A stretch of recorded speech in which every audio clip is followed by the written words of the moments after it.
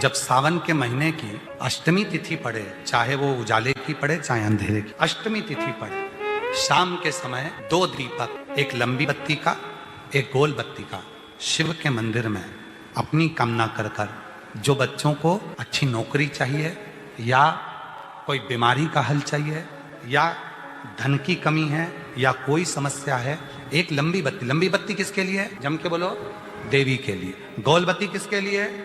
देव के। 2 बत्ती घी की, गोल बत्ती को जलाओ पहले, फिर लंबी बत्ती का जो दिया हो उसकी बत्ती का मुख गोल बत्ती की ओर हो, वो बत्ती अपनी ओर नहीं हो। समझ में आ रहा है ना सबको? गोल बत्ती के सामने अष्टमी के दिन प्रदोष के समय पर लंबी बत्ती का दीपक, पहले गोल बत्ती का दिया जलाया, फिर ये लंबी बत्ती का मुख उधर की ओर कर कर दीपक को जब हम प्रज्वलित करते हैं और अपनी जो कामना दोनों दीपक के सम्मुख में करते हैं, वो कामना पूर्ण होकर ही रहती है। पर करना क्या है? दोनों अष्टमी, सावन के महीने में जो उजाले पक्ष की अष्टमी आएगी उस पर भी करना है और जो अंधेरे पक्ष की आएगी उस पर भी नहीं। किसी भी अष्टमी तिथि को 12 महीने में शुक्ल पक्ष कृष्ण पक्ष की अष्टमी तिथि पड़ती है। यदि किसी भी अष्टमी तिथि को अगर किसी ने नियम बनाया 5 अष्टमी का, 8 अष्टमी का, 7 अष्टमी का, एक कनेर का पुष्प शिवजी के शिवलिंग को समर्पित करना, अशोक सुंदरी के स्पर्श करना, और जो जलाधारी होती है, जैसे ये शिवलिंग है, ये जलाधारी है, तो पहले शिवलिंग पर स्पर्श, फिर अशोक सुंदरी का स्पर्श, फिर जलाधारी पर कनेर का पुष्प शिव जी की ओर मुख कर कर, अर्थात जैसे मानो ये कनेर का पुष्प है तो ऐसा शिवलिंग का स्पर्श करते हुए जलाधारी पर जो समर्पित करता है, भगवान शंकर उसके मन की कामना को पूर्ण जरूर करते हैं। एक कनेर का पुष्प। विवाह नहीं हो रहा, हम तो टेंशन में पड़ गए, लड़की 28 साल 30 साल का लड़का हो गया, विवाह नहीं हो रहा, कुछ मत करो।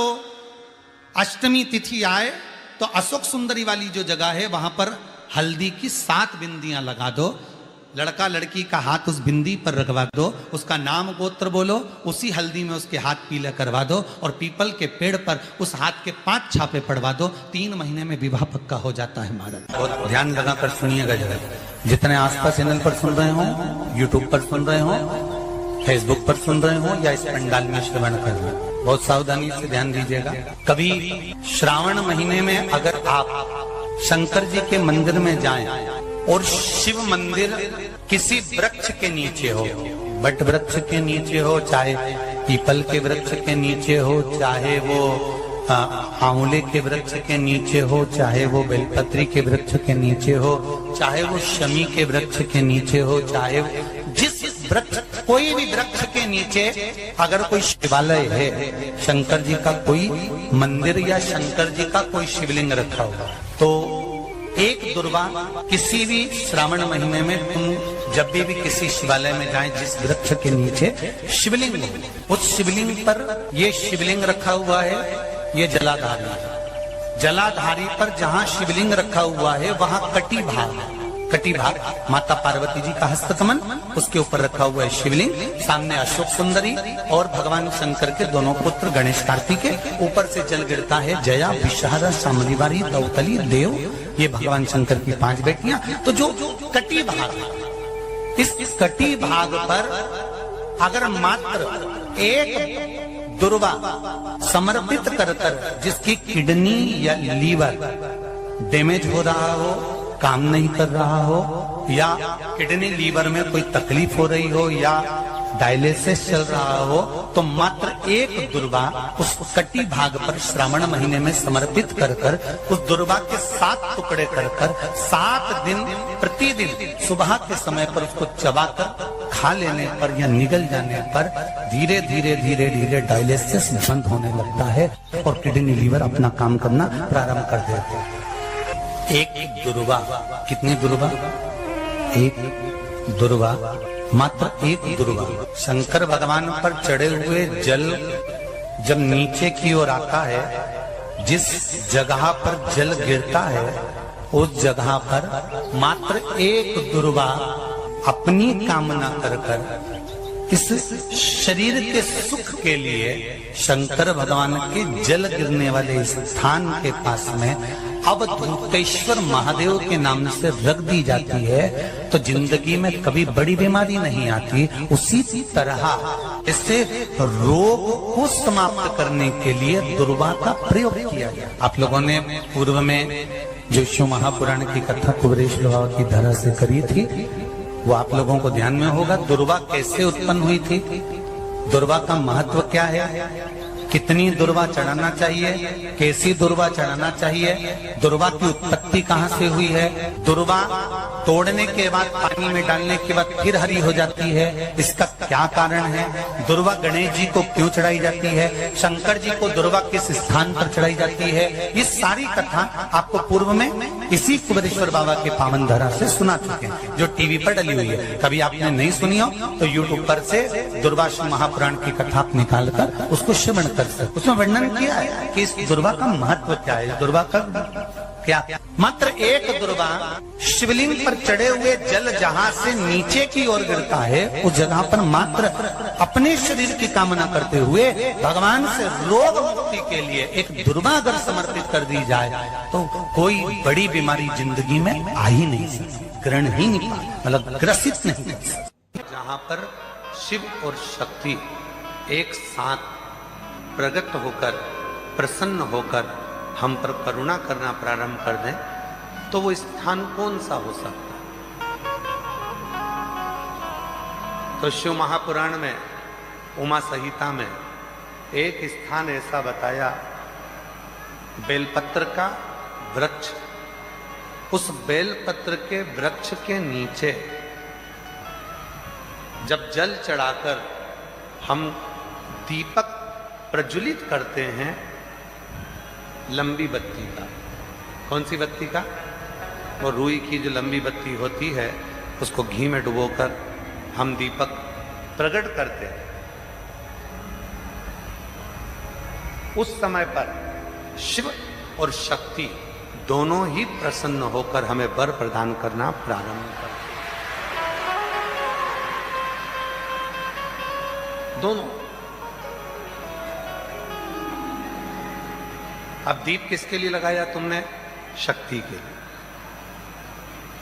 जल किसके लिए चढ़ाया आपने, देवाधिदेव महादेव, दोनों को प्रसन्न कर। और देवी को जब कोई दीप लगता है, कुल देवी को, मां आद्य शक्ति जगत जननी जगदम्बा दुर्गा भवानी को, मां वीणा वादनी को, मां शारदा को, मां संतोषी को, मां लक्ष्मी को, मां जगत जननी दुर्गा भवानी को, कोई भी माता को यदि दीपक लगाया जाता है तो वो बत्ती गोल नहीं होती, वो फूल बत्ती का नहीं होता। मां आद्य शक्ति मां जगत जननी दुर्गा भवानी को, लक्ष्मी को, शारदा भवानी को, मां वीणा वादनी को, मां पार्वती को, भगवान मां आद्य जगत जननी दुर्गा भवानी को अगर कोई दीप लगाया जाता है तो वो बत्ती हमेशा लंबी हो। लंबी बत्ती क्यों, गोल बत्ती क्यों नहीं, तो कहा जब हम मां आद्य शक्ति जगत जननी को लंबी बत्ती का दीपक लगाते हैं तो हमारा वंश बढ़ता चले जाता है, वो वंश घटता नहीं, वो वंश नहीं घटता, बढ़ता। इसलिए शिव और शक्ति, देवी को अगर प्रसन्न करना है तो अग्नि से होगा और अगर महादेव को प्रसन्न करना है तो जल से। तो कोई ऐसा स्थान जहां पर ये दोनों हम क्रम करें और हमारे ऊपर शिव और शक्ति की करुणा बरसे, तो कहा वो है बेलपत्री का वृक्ष। पहले जल समर्पित करो, उसके बाद लंबी बत्ती का अगर एक दीपक भी हमने महीने भर में एक बार भी लगा दिया तो याद रखना शिव और शक्ति हमारे जीवन में इतनी तरक्की देना प्रारंभ करते हैं कि हमारे सारे मार्ग सुलभ होते चले। एक शिव महापुराण में सुना है शंकर भगवान पर 108 कुछ भी शिव को चढ़ाना चाहिए श्रावण के महीने में। हमने पहले भी कहा था पिछले लॉकडाउन की कथा निकालिए और सावन के महीने की कथा निकाल कर सुनना। उसमें कहा था आपके पास कुछ भी नहीं है तो 108 चावल के दाने चढ़ाइए, 108 मूंग के दाने चढ़ाइए, 108 आप चाहे तो सरसों के फूल चढ़ाइए, 108 चाहे तो सफेद पुष्प चढ़ाइए, 108 चाहे तो गुलाब की पत्तियां चढ़ाइए। पर सावन के महीने में एक नियम बनाना कि मैं 108 ये वस्तु शिव को समर्पित करती हूं। उसका कारण क्या है?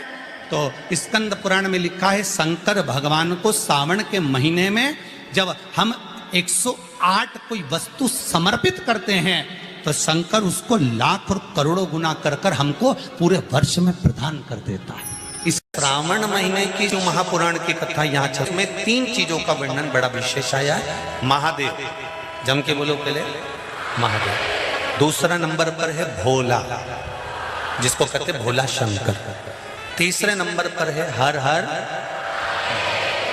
इन 3 उच्चारण को व्यक्ति को, वैसे तो आप कभी भी महादेव बोलो, हर हर महादेव बोलो, भोला शंकर बोलो, मना नहीं है, पर इन 3 उच्चारणों को कहीं कहीं बहुत जरूरी में ले लेना चाहिए। पहला, जब आप किसी कार्य के लिए आगे बढ़ रहे हो और वो कार्य हो ही नहीं रहा, बहुत प्रयास कर लिया आपने और वो काम हो ही नहीं रहा, अथक प्रयास कर कर थक गए, तब घर से जब निकलो तो एक विचार कर कर निकला,